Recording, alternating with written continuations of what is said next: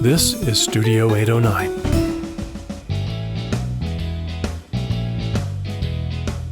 Hi, everybody. Welcome to the Outdoors Hiking Bob podcast. I'm your host, Hiking Bob Falcone, and you can find me on my website at hikingbob.com, which has links to my social media, my photography website, all the other podcasts we've done, and anything else there, including a contact me form. If you have any questions, comments, or suggestions for guests or topics, you can email me at hikingbob.com. Also, if you'd like to help support this podcast to buy new equipment, like the brand new recorder and microphones we're using for this podcast, you can do that at Patreon, patreon.com/hikingbob. And we appreciate everybody who supports us there.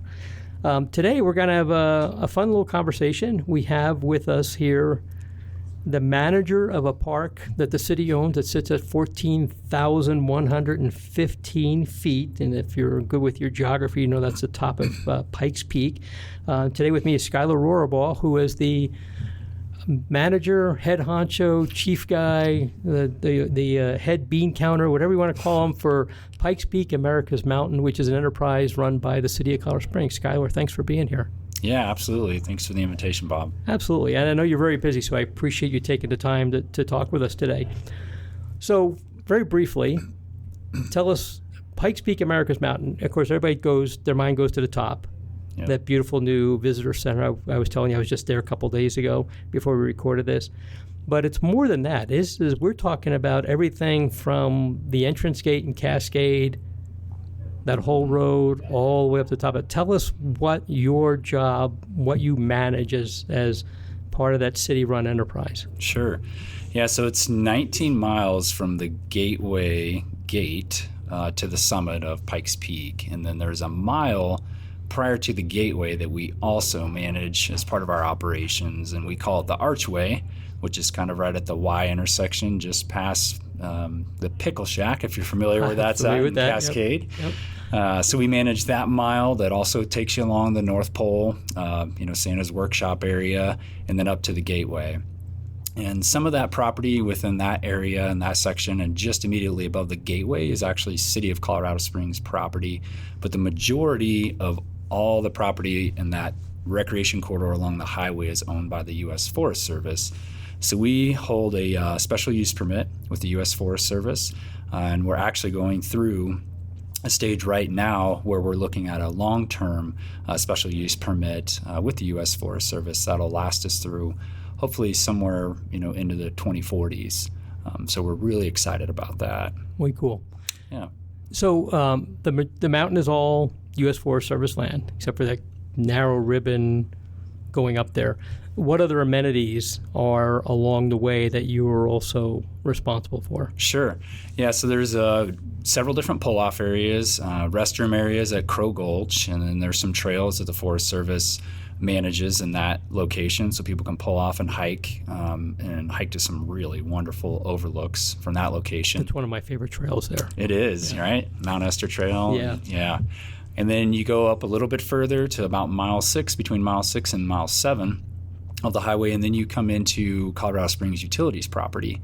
And then we also have memo agreements of understanding with Colorado Springs Utilities to manage the North Slope Recreation Area as well as the South Slope Recreation Area. And we've been managing recreation in those areas since the early 90s for North Slope, and then we just celebrated 10 years for the South Slope.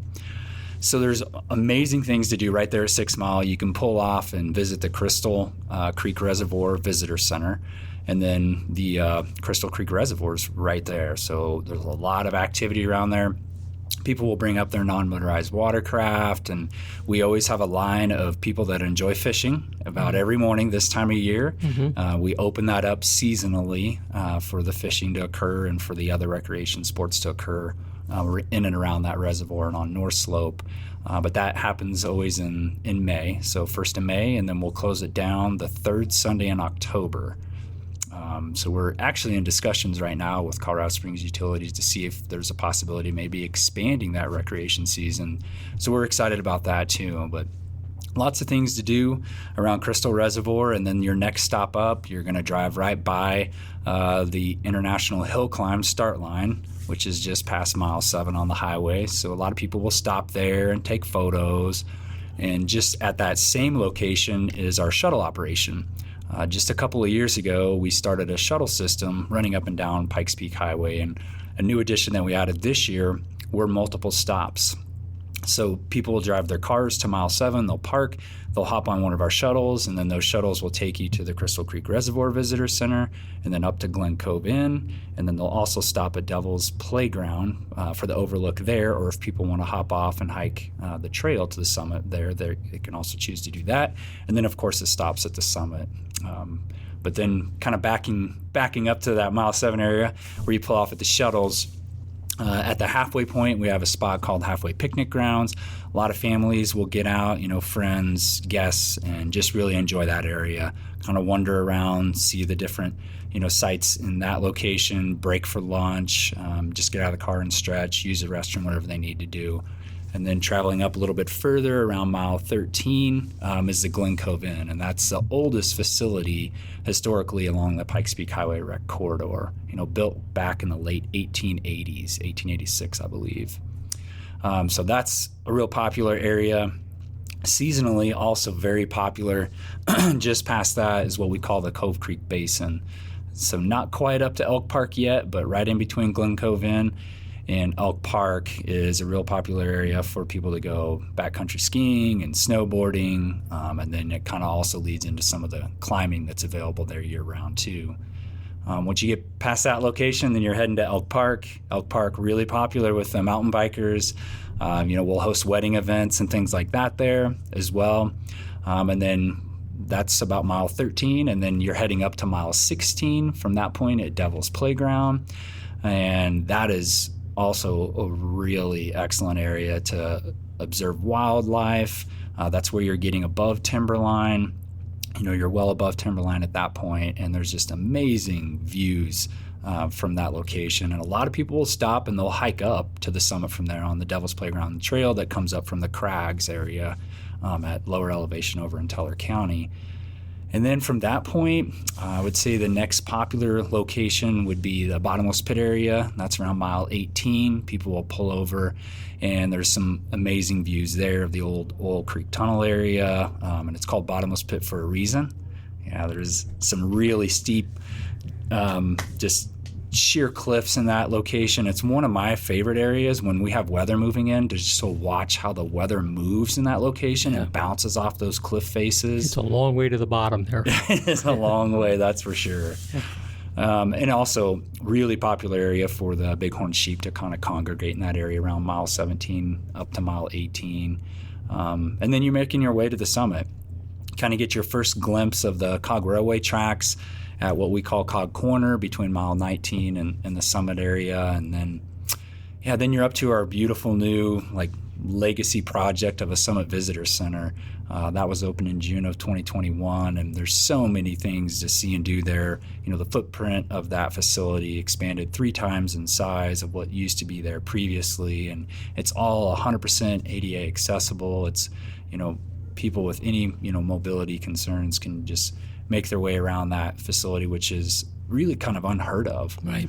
For 14,115 feet to be able to do something like that. So, we're very blessed to have that opportunity to provide to guests, and, just the designers, the architects, the thought process that went through, the extreme amount of planning, 10 years in planning before you get to even construction of putting that together, and then almost 4 years of construction before opening it. And just an amazing amount of blood, sweat, and tears that went into that facility construction. And the interpretive area, it's like a mini museum where you can learn about the history, and they did an excellent job with that. The dining area is much larger, much more food options for people, and then the merchandise area as well is a lot larger and a lot more different things that people can choose to purchase if they want. And we have amazing walkways and overlooks up there, and you have almost 5 acres that you can explore on the summit of a 14,000-foot mountain. And once again, just unrivaled, I think, and one of the highest visitor centers in the entire world. Right. Is a City of Colorado Springs Park. It's amazing the new visitor center versus the previous one before that, which was, I compared it to probably what it was like being in London during the Blitz in World War II. It was this bunker that you couldn't. Yeah, I mean, there was no view when you were in it. Yeah. So you were in this kind of like, and it was utilitarian. It was built Sure. the 50s, I think, was when that one was built, and it was sinking into the ground, and there was always water in there, and the bathrooms never worked, and but it worked. I mean, it served its purpose. But this new visitor center was obviously a huge improvement. Yeah. Just you walk in and there's the glass that's almost 3 stories tall that you can look out. If the weather's bad, you still get a view and you can still see what's going on and get a good, pretty awe-inspiring view from inside that building. So that new visitor center is just to die for. It's just beautiful. You mentioned Elk Park, which has been a favorite place, a hopping point for me to hike around. But it's interesting because if you don't know where that is, you don't know where it is. Yeah. It's not marked. It used to be a sign on the other side of the road that said, 12,000 feet. That sign disappeared a while back. But one time I had some relatives over and I went off the road and drove down there. And of course, the way it's situated is a gate, and it looks like you're going off a cliff. And it does. I don't think I've still been forgiven for scaring the daylights out of some people who thought I was driving off a cliff there. I didn't know people did weddings there, but obviously that makes a great deal of sense. The backdrop there is gorgeous. I've noticed they've got a windsock there, so they've turned it into a helipad, I guess. That's a pretty cool spot, and it's a hopping off point. People want to go hiking. One of my suggestions for a hike is to have somebody drop you off there. Take the Elk Park Trail all the way around past Oil Creek Tunnel, past Severy Creek. You end up at Bar Trail at Bar Camp, and then hike down about a 12-mile hike. But most of it's downhill, so it's not too terrible. And it's a real. Or you can make the right turn and spend the night at Bar Camp and then go up to the summit, and it's a nice way to do the summit without doing all 13 miles straight uphill on Bar Trail. It's kind of a nice way to do it. So anyway, so I love that whole area. I've hiked around there, like we were talking earlier. I've been here for 30 some odd years. I've hiked a lot of that area there.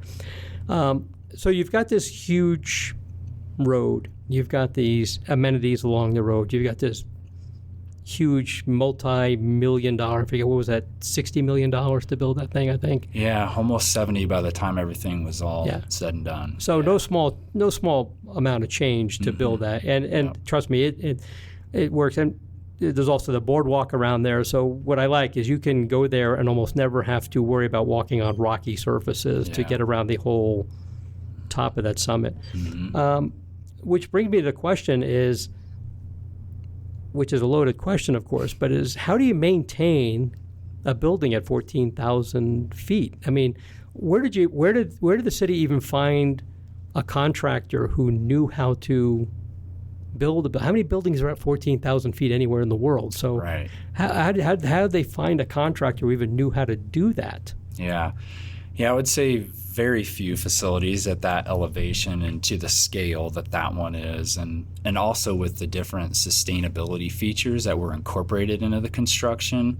And as you mentioned earlier too, just the view sheds, the view corridors that they were able to accentuate through that construction is really amazing, and just the architectural design that went into that effort. And that's a really good point.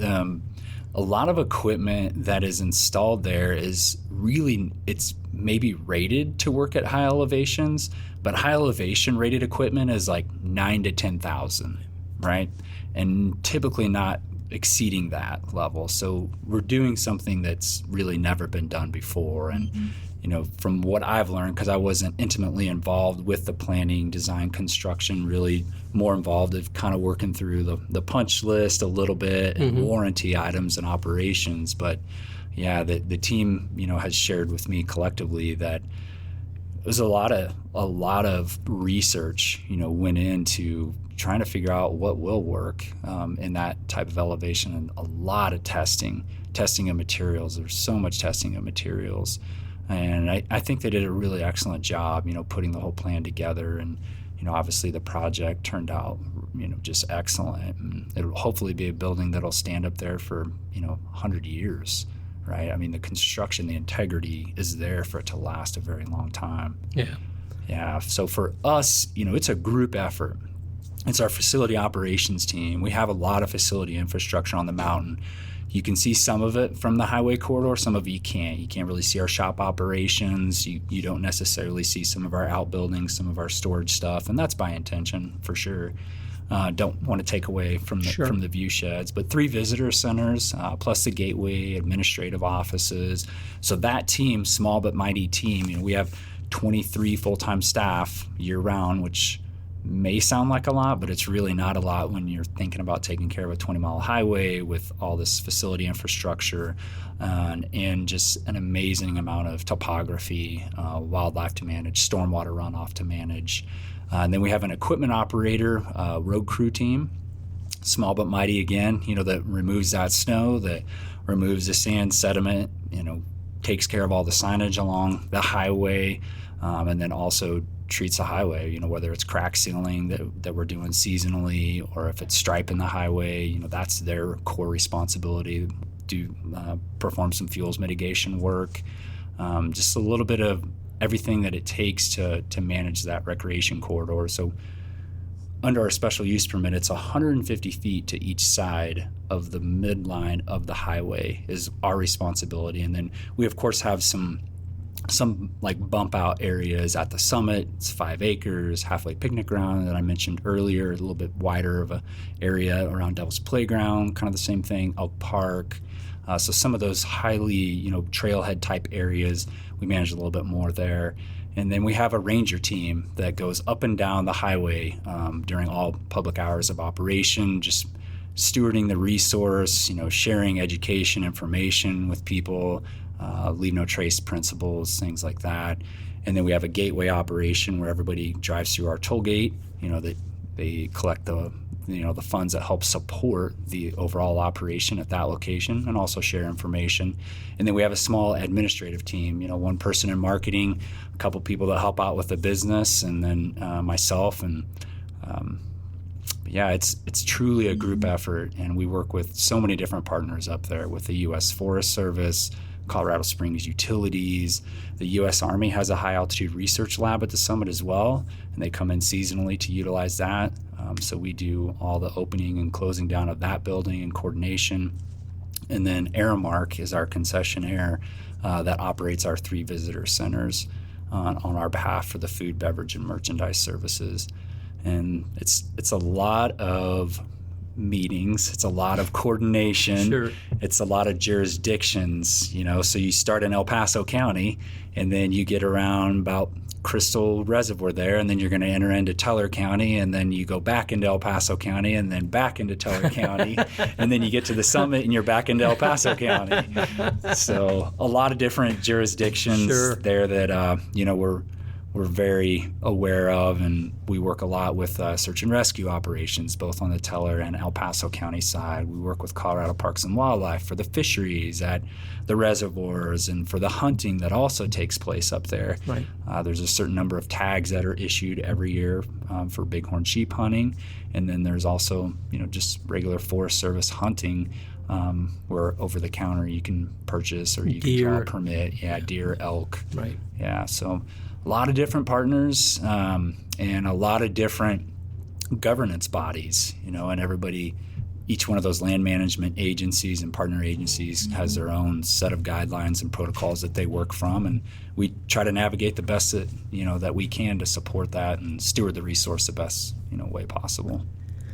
So when you drive up the highway, people listening to this, if you've just recently been up there or you're going up there, what may surprise people is when you got to Glen Cove back in the day, the road was not paved after that. It was a gravel road on probably the most scary part of the highway, and it's still kind of scary. It's very narrow. There's no place to put a guardrail. There's drop-offs that are thousands of feet to the bottom.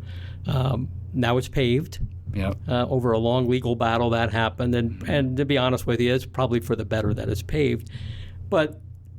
And the other thing that may surprise people is that road is open all year round. You don't close the road unless there's bad weather. Yep. What's it take to keep that road open all year? I mean, in the summer it's probably pretty easy. You're taking dirt that might run off from rain or something like that. But in the winter, when you got snow and ice, and I've been up there a couple of times where they've said, well, you can only go as far as Glen Cove because we got ice and snow up there, which is fine. Mm-hmm. I'm happy to know you're not going to let me drive up there. But, I mean, what's it take to keep that road open all year round? And then, of course, you have to get people to the top to operate the visitor center. Yeah. What kind of, I mean, are you using, we picture around town big snow plows. Mm-hmm. Are you using stuff like that to clear the road? Do you have some specialized smaller stuff? What do you do to keep that road open all year round, especially in the winter? Yeah, a little bit of both as far as equipment. It just kind of depends on the location, but we use a large rotary snow blower. Like if you can just think of the snow blower that you may use in your driveway times 100. That's basically what we operate up there. And that will pick up that snow and then throw it off the side in certain areas where we want that snow to be. So that's part of the operation. And then we'll change out our motor graders and then put big, large plows on the front of those when we get into the winter season. And then all that equipment is fully chained up so it can withstand, all the different elements that we face up there. And really, the wind is the number one factor that doesn't allow us or permit us to open up to the summit year round. I'd say on average it's about 60 to 65% of the time of year that we're able to get open to the summit. And we have several like health, life, and safety protocols that we follow and abide by. We want to make sure we can get emergency services up there safely if we do have an emergency, so we can get them up and then obviously get them back down if we need to. Okay. To operate that, you have to have staff, obviously, up at 14,000 feet. And if you've never been up there, it can be difficult to breathe. I've lived here for a long time, but I live at 6,000 feet. I am nowhere near 14,000 feet. How do you is it hard to recruit staff to work at that altitude? And my second part of that is how many people say, oh, yeah, I can do that, then get up there and realize, no, this isn't going to work for me. Yeah, there's a fair number of those folks, and we try to be very transparent about that, through the interview process. That this may not be for everybody, right? And you do have to have that certain acclimation to be able to work in those elements and those environments. And I hand, my hats off to the team that is part of that. And because we are a small, mighty team, facilities maintenance will step in and also help out with that snow removal. And we don't really put any like de-icer down on the highway for environmental reasons and purposes. So it's that natural sunlight, also being that high up, the sun is definitely breaking down that ice at a much faster rate than it would here in town. But the ice is always the big question mark, and we have those shady locations, especially through the switchbacks there from mile 13 to 16. But yeah, it's amazing. Some of the weather that I see our equipment operators go through to try to get the facility open is pretty incredible. And even if we don't open, they're still up there working, right? Working to try to get it open for the next day, for the next hour. So they'll come in super early in the morning. Especially during the springtime, that's typically when we get our bigger, heavier, wetter snows. So they get out there super early because once that sun comes out, it turns slushy. It doesn't work well with the machines, doesn't work well with the blades. And so there's a whole internal science of how we're going to take care of the road depending on the time of year. And then we've also had, quite a few. We've had 3 avalanches within the last 2 years that have actually hit the road, the highway, and crossed the highway. And historically, what we've seen is those occur about every 10 years, but we've had 3 in the last 2. So that's also something that we've done some outreach with the Colorado Avalanche Information Center with the state. They've come out, helped train our staff, and they're definitely monitoring things out there for us. And so that's also been a new kind of training learning curve for some of our team just to be very aware of as we're working through that area. Do the people at Aramark who run the concessions, do they also have the same, do they run into challenges getting people to to work up there at the visitor center? And I mean, are they obviously you're not involved in their hiring; they handle that on their own. But you must have some feedback from them. Is it difficult for them to recruit people to work like in the visitor center and stuff like that? Yeah. Yep. Yeah. Definitely, we've received that feedback from them that it is and can be challenging. It's seasonal staff, and they'll get a fair amount of turnover. I mean, I think all organizations do. The exciting thing for us at Pikes Peak is we get a really good return rate from our ranger team. People really enjoy working up there. But Aramark has their 4-wheel drive machines, and it's a lot of communication in the morning from our road crew to Aramark, from our road crew to the gateway, to let people know, like, here's what we're seeing when we move through this area. Have your team give us an update on what that looks like as they're coming through. So then the rangers will come in, a few hours later after the road crew's already been on site, and then they'll start evaluating the road from their perspective too. And then we just make sure that Aramark staff can safely get up. And then the final call is what level or mile that we can open to for the public. Yeah. And Glen Cove is always a pretty convenient place because it's big parking area. You got a building there, stuff like that. Right. I imagine that's a pretty convenient place. We kind of touched on this, but there isn't really any place else like this in the world with a visitor center. I mean, I'm thinking maybe Switzerland and the Alps may have some stuff, but do they even have a place with this kind of level of infrastructure at these elevations? No, not that I've seen. There's one other visitor center that could rival the altitude, where we're at as far as elevation, but it's much, much smaller. The square footage, and definitely not designed to I would say almost like modern luxuries, amenities that we've come used to are available up at 14,115 feet. The other visitor center is not even in comparison, I would say. Yeah. It's probably something pretty small, and it may not even be. I imagine it may not even be open all year round like you are. Right. Yeah. How many people visit? I mean, it's the basic question. How many people actually visit the summit of Pikes Peak every year? So the summit's going to be a different number than what comes through our gateway. Through our gateway, we've been averaging somewhere around about 465,000 people coming through, and that's paid customers. 5 and under get through for free, and then we also have a variety of different contractors, and we have different partnerships that we do with the Pikes Peak Library District, the Rampart Library District, that allows like free passes. They can check out passes at the library to get access up there. And then you get to the summit, and you have the Cog Railway that's bringing up a fair number, hundreds of thousands of people. And then you have the 2 trails that summit at Pikes Peak, from Bar Trail and then the Crags Trail to Devil's Playground Trail. So our estimates are somewhere around about 1.2 million total people will visit the summit in any given year. And that's, we saw definitely a spike through COVID.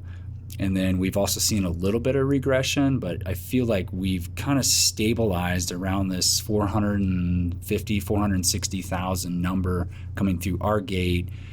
And we've seen definitely more hikers coming up than what we've ever seen before. And I can't really speak to the Cog Railway and their operations if they're up or down. But I, have an idea of how many people they're dropping off, on their trains, and I would assume that they're also still seeing a high level of interest on their rail line.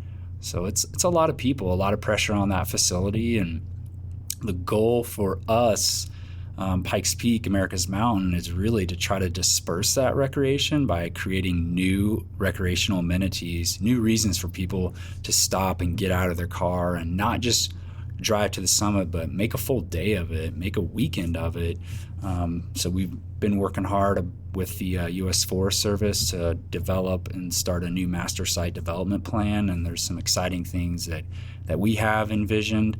We're still working off an existing master development plan, and there's some things in that plan that was developed in the early 90s that haven't been incorporated yet.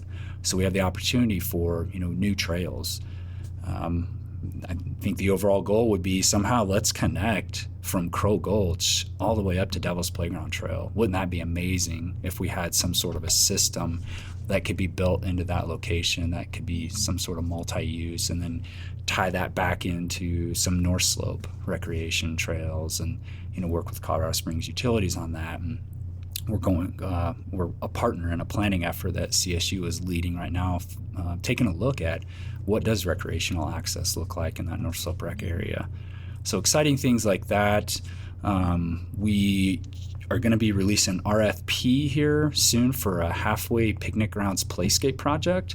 So we're really trying to bring in natural play elements so that families and friends can get out and enjoy that, and a lot of different interpretation exhibits, but utilizing the Pikes Peak granite boulders, the decomposed granite, to construct some trails, maybe some loop trails in that area, and then also accentuate just the wonderful history, the 10 sacred tribes to Pikes Peak, some of the bigger special events that we host up there that are annual events that occur year after year. Really wanting to tell the story well at that halfway point of the recreation area. And then looking at Crystal Creek Reservoir, it's already really popular. We have plans to roll out non-motorized watercraft rentals at that location in 2026. That'd be cool. Yeah. So I think these are requests that we've heard from the community that they want, and we want to be able to respond. But there's a process that we go through to be able to respond to that, and that's working with our land manager partners. So I'm excited about it. We have a robust vision of what that could look like. Maybe it's cabins that we could build for overnight stays in the future. Maybe it's a sledding hill that we could incorporate in the old ski area location that was there. But there's a lot of different interest in it, and I think for us to be able, you travel through 3 different life zones as you're going to the summit. And the access to the alpine tundra is almost unheard of from a car, right? Typically you're gonna have to hike to a location like that. And the subalpine and the montane, there's so many things. The flora fauna changes, the wildlife changes, as you elevate and make your way to the summit. So there's so much more for us to tell. We also talked about doing more programming with our rangers. I think we're going to start rolling out some snowshoe hikes this winter, led by some of our rangers, that people could sign up for and be a part of. And there's just an incredible amount of history. Just in the short time I've been in my position, a little less than 3.5 years, I've learned so much, read several different books and different things that have been shared with me. But there's a lot of excitement around what we could create there, besides people just driving to the summit, staying in their cars, getting out, taking a look at views, eating one of our world famous donuts, and then heading back out. I don't know anything about those donuts. Right? I know too much about those donuts. They're awesome. The ski area was near the Elk Park area. Yeah, if I remember correctly. Mm-hmm. And I remember one time years ago wandering around up there and actually ran into the concrete base of what was a ski lift back in there someplace, and I haven't been back there in a long time, but I remember just one day I was just up there kind of goofing off and like wandering around and like, what the heck is this? And then I remember, you used to be skiing up here. Yep. And I ran into that, but a lot of history, like you said, about what used to be up there skiing and stuff like that.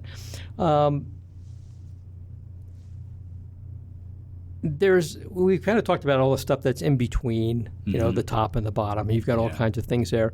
I actually remember we kind of touched on the South Slope recreation area, which is a relatively new thing. And I remember hiking back there once and actually hearing the train and actually get to see the train going up from that side. I happened to be lucky and just time it right. So if people want to visit there, you have the option to hike up. And I will tell you, if it's your first time, this is not the 14er to do for your first time. Yeah. It's definitely, it's 13 miles one way, 8,000 feet of elevation gain, give or take a little bit, not a very long trail. But besides driving up, the Cog Railway is also a nice way to do it. And I'm not plugging them. They're a whole separate operation, their own permit. But it is a different view. You don't get that view on the highway, two entirely different views. Your department is run as an enterprise of the city. So some people may not be familiar with what that is. Tell us what's an enterprise. What is when the city runs an enterprise? They have several of them. Yep. The airport, I believe, is kind of like an enterprise. We have a couple of cemeteries that are, I believe, they're enterprises. Tell people what an enterprise is with the city and how that differs from like the Parks Department or the Police Department or something like that, a department of the city. Yeah, so the enterprises are stood up essentially to fund themselves. So there's no sort of financial assistance at all from the city general fund dollars. So Pikes Peak specifically, everything that we bring in revenue-wise, whether it's through tollgate operation, through contracts, through donations, 100% of that funding stays on Pikes Peak to fund the stewardship, overall operations management of Pikes Peak. None of that goes back into the city general fund. So we are responsible essentially to run a city business. So we are definitely different in service lines, and it's a pay-to-play model. So that's a little bit different than what you would see with general city services. And then any city services that we do receive, like human resource support, information technology support, financial like procurement processes, things like that, payroll, we pay the city fair market value for those services that they provide for us on our behalf. So that's part of our overall budget. And then we go through an annual operating plan process with the U.S. Forest Service to plan how those funds are going to be spent in each budget year. So that's kind of how that's controlled. I assume that's a little bit different from other enterprise operations within the city, whether it's the golf courses, cemeteries, like parking, enterprise, stormwater. But that's how we do our business. And then everything is regulated, through state charter and city charter of what that looks like from an enterprise standpoint. So much more authority, especially with my position, to sign different contracts, to be able to develop policy and procedure, different protocols. But that's always, I say that, but at the same time, there's always a group, that is consulted, before we make any decisions like that. But you still are, after all, a part of the city government, so Yep. you have to still answer to elected officials and stuff like that at some point. Mm-hmm. But the big takeaway from that is, since it's a pay-to-play model, there's virtually no tax dollars, like you kind of mentioned in there. There's no so people say, why do I have to pay to go up there? Well, it's because your tax dollars aren't paying for it. Yeah. And that also gives you a certain amount of the word I like to use, especially with some of the other departments, is a little bit of autonomy, a little bit of insulation. Mm-hmm. If the city is having an issue with tax revenue, and we are hearing some of that this year, that doesn't necessarily affect you because your funding is completely cut off, separate, completely different. So you're not affected by that. You could still run that operation and not have to worry about anything because it's a completely separate pot of money. Yeah. And they also can't take your pot of money and use it to fund anything else in the city. Right. Which is, trust me, that's a good thing. Yeah. It's a very good thing. Yeah. You kind of mentioned opening up other trails to get up to this summit. Which would be cool. I love the idea of starting at Crow Gulch and working your way around. That would be a blast.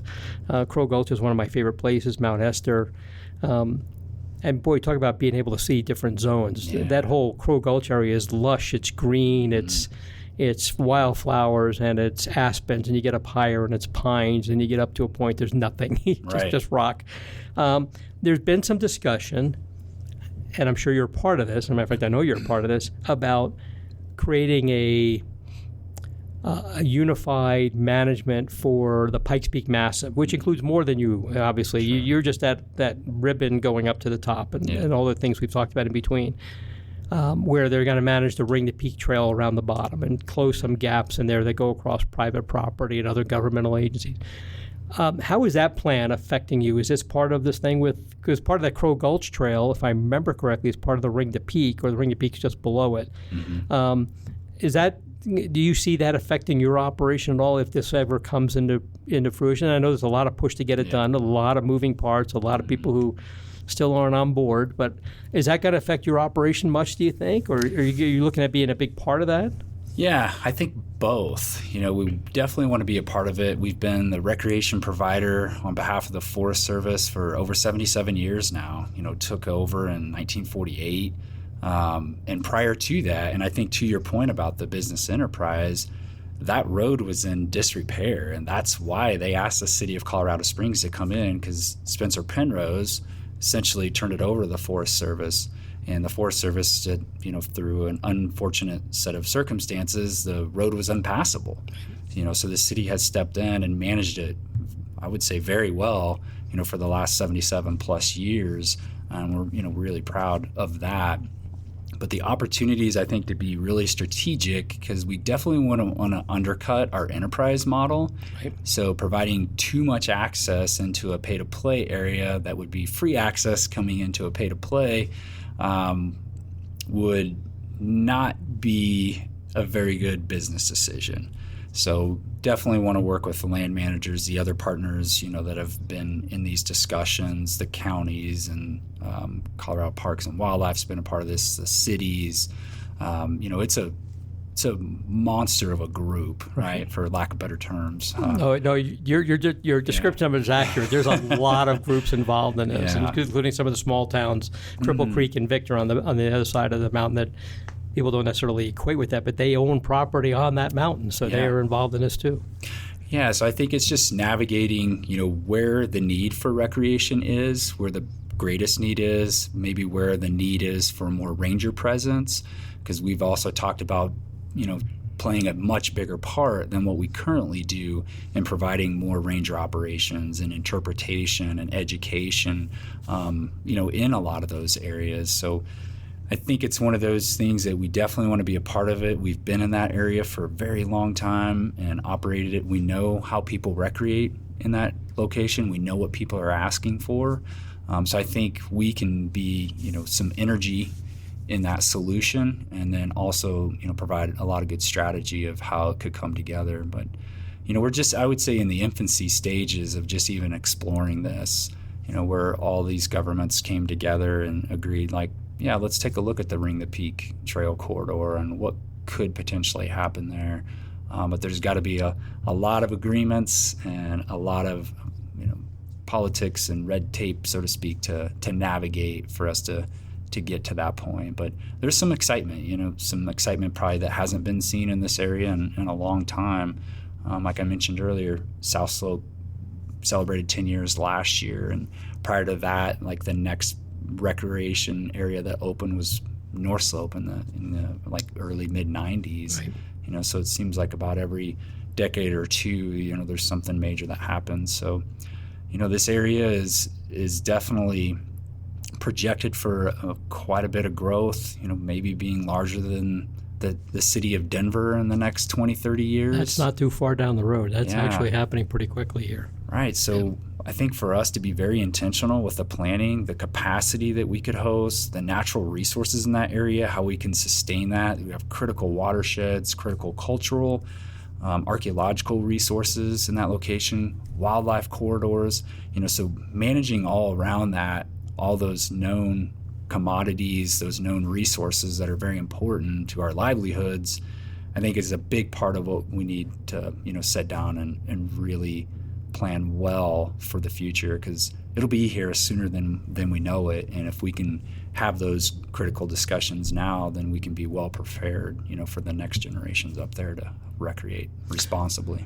Well, when El Paso County alone has 700,000 people, it's going to approach 1 million before we can even blink an eye. And then Teller County on the other side, much smaller, but not growing just as much, and more visitorship coming in, and a lot of that. There's a lot of pressure to increase the recreational opportunities. So I can see where that could be, where your operation can play a big part in that, and it already kind of does. I mean, people summit Pikes Peak, they end up at your summit house in your visitor center. Yeah. And they typically drive down on your highway. So they do. You don't want to hike up and hike down on the same day. I think it's a really bad idea. A couple of little questions. Well, let's talk a little bit about the South Slope Recreation Area. We kind of touched on that. Beautiful spot, also operated by the city, several reservoirs on the south side, a little difficult to get to. You've got to like I tell people, not only is it a long way to drive there, but you got to want it because you got to plan for it way in advance. How are things going with the South Slope Recreation Area? It's not as heavily visited because, like I said, it's a long drive out there. Got to go all the way around the mountain, basically. Yep. If you're on the east side of it, if you're in Cripple Creek, it's down the road. But if you're not, you got to make a reservation to be there. You got to be there at a certain time when the gates are open and stuff. But how is visitor? I love it up there. I think it's beautiful. How is visitorship working at the South Slope Recreation Area? Yeah, visitorship is going well. One thing that we were able to offer this year that we haven't offered in years past is the ability for people to come out on Sundays. And at the start of the season, Sundays were the absolute most popular day. And, weather always plays a factor in that, of course, and whether people, we have reservations that are made, but we also take count of how many people actually show up. Right. So when we do get poor weather, the numbers dwindle a little bit. But reservation, we are on pace right now to definitely surpass the numbers that we had, but adding that extra day, obviously we should be up in visitorship. But doing well, we did there's a project that Colorado Springs Utilities is moving forward with on the Mason Reservoir. So that reservoir, unfortunately, had to be drained down, and that's one of the 2 reservoirs in that area of the South Slope Recreation location that is, one of the major fisheries. Sure. So now we just have McReynolds Reservoir. But also Lake Moraine, if people can make their way up there on that trail, they can also fish at Lake Moraine too and recreate there. But things have been going well for South Slope, and it'll most likely be at least one more season where Mason will be closed, and then we're hoping that in 2027 we'll be able to reopen and have full access to both Mason and McReynolds, and people can still come out and bike and hike 10 plus miles of trails in that area. And like you said, it's so secluded, it's so pristine and like almost untouched, and the views, and it's just incredible over there. Yeah, and there's special. The Beamer Reservoir too. Mm-hmm. Is that the last one as you're hiking on the trail? Yep. Okay, and that one is still just got above Mason. So Mason's the middle one, kind of. Okay. And that's if you've never hiked up there, and that's open Thursday, Friday, Saturday, Sunday. Yep. Okay. You have to make reservations. You go to the city website. You just Google South Slope Reservation Area. You'll find the link to it. Highly recommend anybody wants to go there, and that's going to be open till usually the end of September. Yeah, about give or the end take, of September. unless we get a snowstorm. Yep. Snow dependent for sure. Yeah, because once the snow hits up there, then and you're up there a bit when you're there. Yeah. I can tell you that it's a beautiful spot. I started going there when it first opened, and it is the hiking trail. It's 9 miles to the end of Beamer and back, but it's not a difficult 9 miles. It is a beautiful trail, and the views are to die for up there. And I see people fishing in there all the time, and they're having a blast. So it's a way cool place. And if you know where to look when you're driving up the highway, you can see those down below you there. There's also some other reservoirs that are not part of that there. Yeah. Out there a little further, but it's a way cool place. And I'll also mention, Bob, sure, go ahead. We are looking at an additional potential trail connection there in South Slope Recreation Area that's part of the overall master plan that was created for that facility. So it's, there's some real good potential that in the coming, maybe next 2 years, there's going to be a new trail opportunities in that location. So would that be on the other side of the reservoirs? Because the current trail runs on one side of the reservoirs. Right, yeah. So it'd be wrapping around, and then it'd be fantastic to be able to connect over to Lake Moraine. Oh, cool. Yeah. Yeah, the Lake Moraine Trail, which is another nice trail further down the mountain. I've also done that from Elk Park to Lake Moraine. Okay. To Jones? To the Captain Jack's Trail through Jones Park all the way down to the bottom. Very long day, about 20 some odd miles. So. I did it when they opened the Lake Moraine Trail. I went up there and got dropped off and picked up at the bottom, and I said, I need a Big Mac and the biggest McDonald's shake you can have for me. It was a long day going down there. I think it's amazing that Spencer Penrose had the idea I want to build a road to this. And I don't know that anybody really understands that is hard work. I mean, most places, the next nearest thing to this we have here is Mount Blue Sky, formerly Mount Evans. that has a paved road to the top, and it's a couple hundred feet higher than Pikes Peak, but it's not open year-round. There's an old stone building, the remnants of one up there. That's about it. And there's no amenities like you have here. So this is really so unique that you can drive almost any time of the year. You said about 65% of the time. That's a pretty good number considering the weather and stuff like that. Yeah. You can drive to the summit at 14,115 feet, get out, walk around on a nice surface, get something to eat. The donuts are to die for. And get something to eat, buy some nice, souvenirs to commemorate being up there, take great pictures. Yeah. The photography things, the opportunities which I've taken advantage of are wonderful up there, and come down and be run as a city enterprise. We're not talking the federal government with the National Park Service with their kind of funding. We're talking about a city government that runs it. I think it's a pretty special place up there.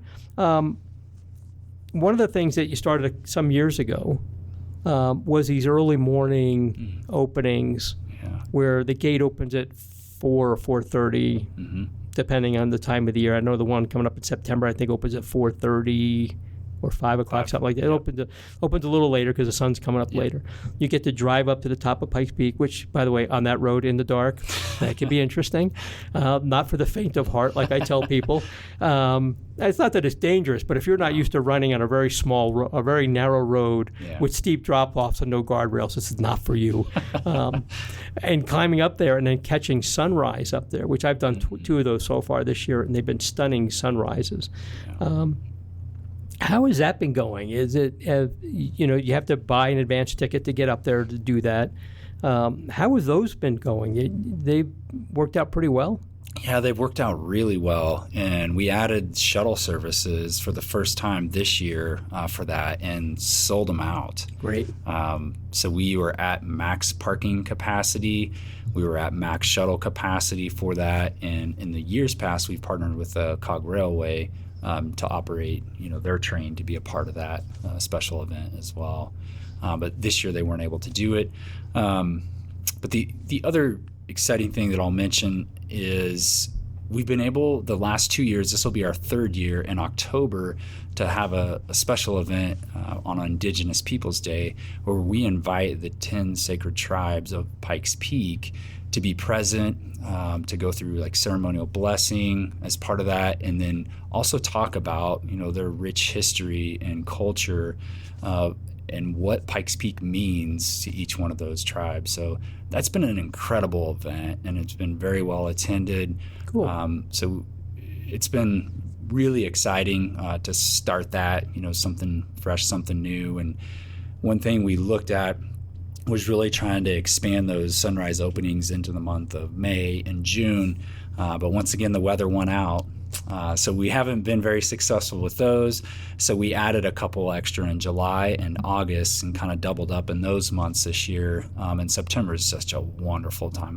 The fall is probably the best time of year to visit. It's a little bit chillier, but you don't typically have much wind, and the colors up there are incredible to see in all the 360 view of what it looks like that time of year. It's really neat. And we've been able to add some other special events in the last couple of years. We have a youth fishing derby that's coming up the second Saturday in September. That'll be our third annual for that, and we haven't even really publicized it yet, and we're already exceeding 270 participants, youth that are signed up for that. So we're talking about, should we open this up a little bit more too? But yeah, just these different ways that people can get out and explore the summit, even if you aren't able to make the summit because of weather. Just seasonally, everything changes on a daily basis. Right. But I would welcome folks to come out and just take a look in all 4 different seasons that we have up there. And we pretty much have winter year round up there. It's never really warm at the top. Right. I was up there when I was last up there. It was about 55 degrees and probably the best weather I've ever seen at the summit. And it was just like, this is kind of odd, but probably the best day I've ever had up there. It was just no wind and 55 degrees and just beautiful. Yeah. But to your point, there's a lot to do on that highway. If you don't go all the way to the summit, and you want to stop someplace and try a hiking trail or just have a picnic and still get stunning views, if you're worried about how you're going to feel at 14,000 feet, don't let that stop you from going as far as you want to go. And you know, there's going to be plenty to see up there. North Slope Recreation Area, Colorado Springs Utilities owns that part too. You kind of partner with them. They're doing some work there on the reservoirs there and the dam and stuff like that. How is that project going? When do we anticipate that being completed? I know you can't speak necessarily for CSU, but I'm sure you are in contact with them pretty tightly. Definitely. Yeah, we're back there every day. Even though that area is closed off, we still have rangers that are patrolling by the Edlow Gate area and kind of that Catamount open space location. But it's on schedule. From what I understand, you know, they're putting water in the South Catamount Reservoir right now. That's good.